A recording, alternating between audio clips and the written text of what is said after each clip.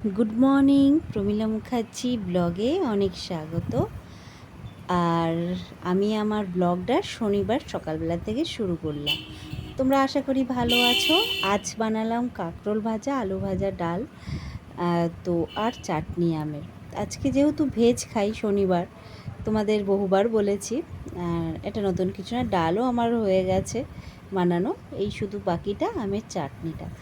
এই গরমের সময় আমের চাটনিটা বিশেষ করে ভালো লাগে খেতে। আর আম তো খাওয়া ভালো, গরমে তো অতটা রোদ লাগে না, সেই জন্যে তো আমটা আমরা খেয়ে থাকি সবাই। ধরো আমটা, আর এখনই তো আম খাওয়ার সময়, এত গরম যা পড়েছে যেহেতু। আর এই কদিন হয়তো বৃষ্টি হয়েছে, আজকে একটু রোদটা বেশি ছিল সেক্ষেত্রে।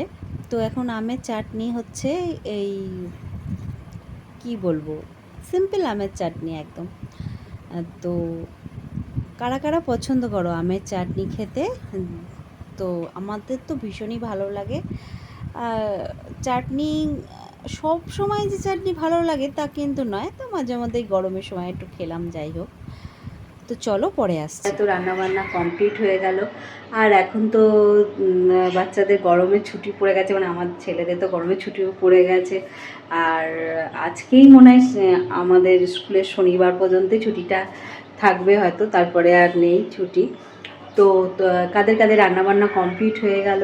আর তো দুপুরে খেতে বসে পড়েছি। আজকে তো নিরামিষ, আজকে তো শনিবার। আর আজকে যেহেতু ফলাহারি অমাবস্যা, অবশ্য পুজো করে, পুজো তো এমনি ঘরে করা হয়।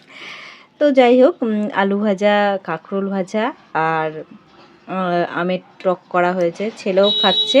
আমরা খেতে বসে পড়েছি, হাজব্যান্ডকেও তো দিয়ে দিয়েছিলাম।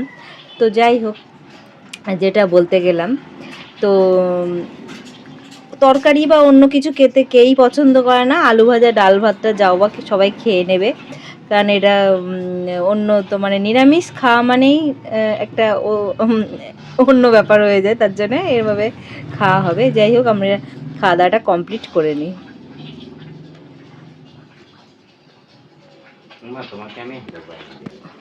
আর আজকে প্রচণ্ড গরম পড়েছে।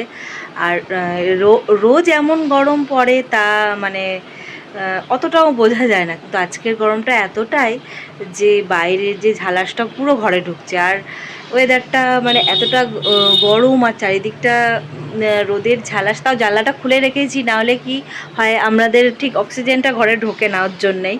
আর আমি গরমেও ফুল স্লিভ এই টি শার্টগুলো পরে থাকি। সকালে চা খাই না, বিকালেই 1 কাপই চা খাই। তো বিকালের ওয়েদারটা এমন, তো চা বানাচ্ছি, একটু দুধ চা বানাচ্ছি। ছেলে আমি একটু খাবো দুজনে। ছেলে চা খুব একটা খায় না, তবে যাই হোক, আজকের ব্লগটা এখানেই শেষ করছি। টাটা, ভালো থেকো, সাবস্ক্রাইব করো।